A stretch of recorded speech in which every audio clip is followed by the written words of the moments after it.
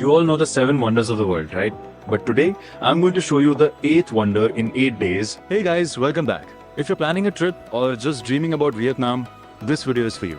I'm going to show you how to explore Vietnam in 8 days, covering all the major places in the best and most efficient way.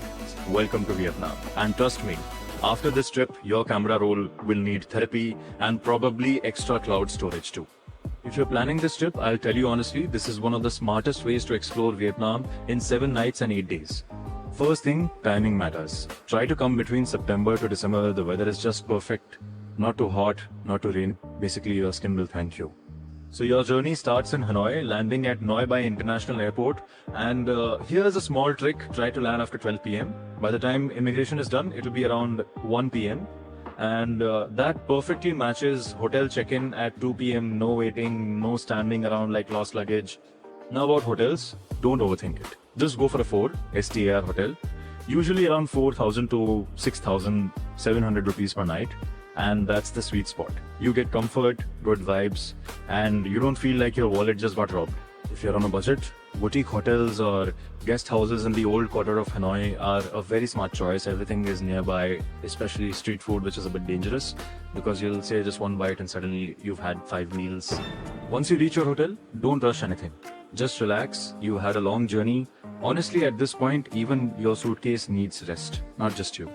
In the evening, step out a little and go for the water puppet show. It's something unique to Vietnam. You won't see this anywhere else. And yes, even the puppets here have better coordination than most of us. For dinner, don't go random. Try places like Hom Hoi's restaurant, MET Vietnamese restaurant, or Hoang's restaurant. Perfect spots for authentic Vietnamese food. And warning, you might start judging food back home after this. After that, just head back to your hotel and rest well. Because day 2 is where things really get interesting. Wake up early, have your breakfast, and be ready by 8 a.m. because you're heading to Ha Long Bay, about 2.5 to 3 hours from Hanoi. And trust me, this is not just another place. It looks like someone copy-pasted it straight from a fantasy movie. Once you reach, you'll get onto a cruise, and this is where you just relax, enjoy the views, and eat a lot. And one tip, don't act like a food critic here. Everything tastes better when you're floating in the middle of nowhere. You'll also explore caves like Thien Kung Cave or Do Go Cave.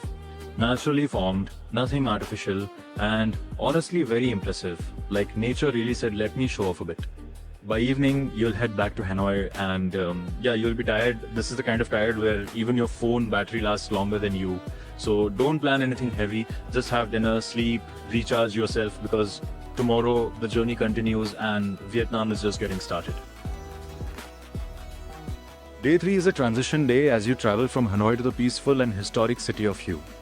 After breakfast, you'll head to the airport and take a short domestic flight, enjoying aerial views as the landscape changes from bustling city to calm countryside. Once you arrive in Hue, the atmosphere feels completely different, quieter, slower, and deeply rooted in history.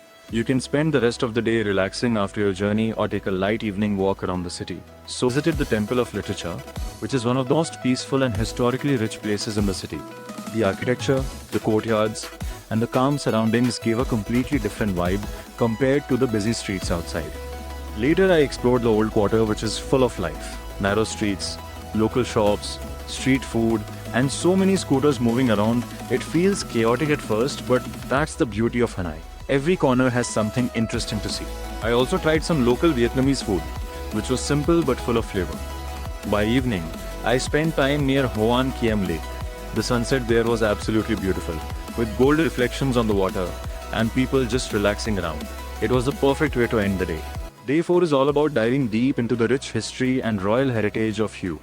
You'll explore the grand imperial city, where ancient architecture and royal palaces tell the story of Vietnam's past. The day continues with visits to beautifully designed royal tombs like Khai Din and Tu Duc, each offering a unique blend of history and scenic beauty. You'll also experience the calm and spiritual side of Hue with a visit to Thien Mu Pagoda, followed by a peaceful boat ride along the Perfume River, making the entire day feel both cultural and relaxing.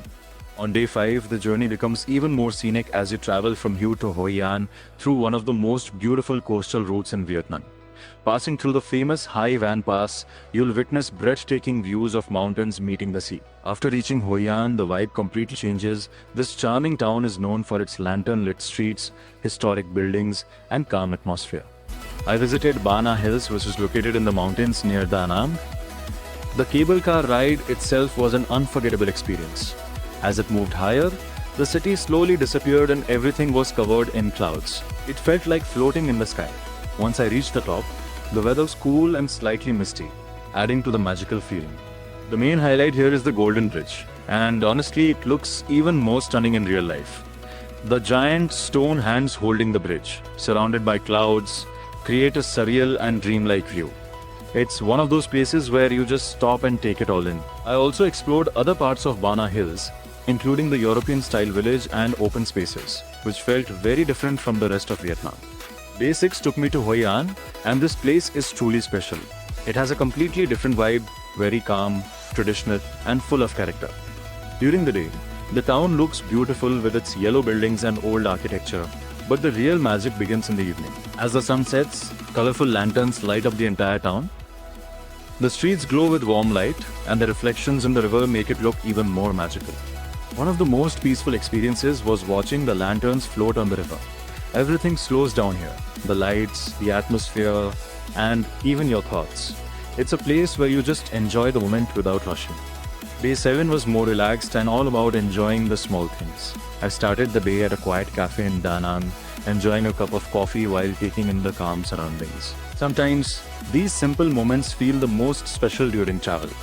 Later, I explored local markets, which were full of colors, textures, and look. From fresh fruits to handmade items, everything felt authentic and lively. In the evening, I went back to the beach one last time.